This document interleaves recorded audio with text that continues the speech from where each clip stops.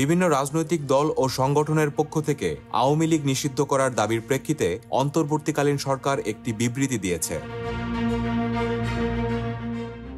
বিবৃতিতে অন্তর্বর্তীকালীন সরকারের পক্ষ থেকে বলা হয়, সম্প্রতি বিভিন্ন রাজনৈতিক দল, সংগঠন ও জনগণের পক্ষ থেকে স্বৈরশাসন ও সন্ত্রাসী কার্যক্রমের অভিযোগে আওয়ামী লীগ নিষিদ্ধ করার যে দাবি উঠেছে তা সরকার গুরুত্বের সাথে বিবেচনা করছে।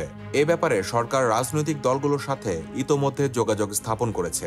তাদের সাথে আলোচনা করে দ্রুত সিদ্ধান্ত গ্রহণ করবে।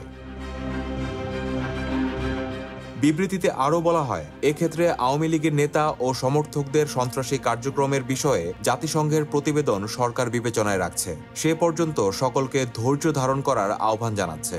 উল্লেখ্য যে ইতোমধ্যে সরকার জনদাবির প্রতি সম্মান জানিয়ে প্রচলিত আইনের অধীনে সন্ত্রাসী সংগঠন ছাত্রলীগকে নিষিদ্ধ করেছে।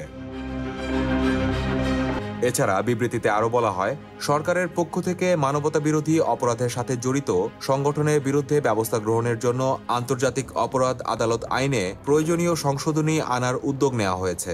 বিবৃতিতে আরও উল্লেখ করা হয়, ফ্যাসিবাদী সরকারের সাবেক রাষ্ট্রপতি ও হত্যা মামলার আসামি আব্দুল হামিদের বিদেশ গমন সম্পর্কে জনমনে ক্ষোভ বিষয়ে সরকার অবগত। এ ঘটনার সাথে জড়িত সকলের বিরুদ্ধে উপযুক্ত আইনগত ব্যবস্থা নিতে সরকার বদ্ধপরিকর রয়েছে।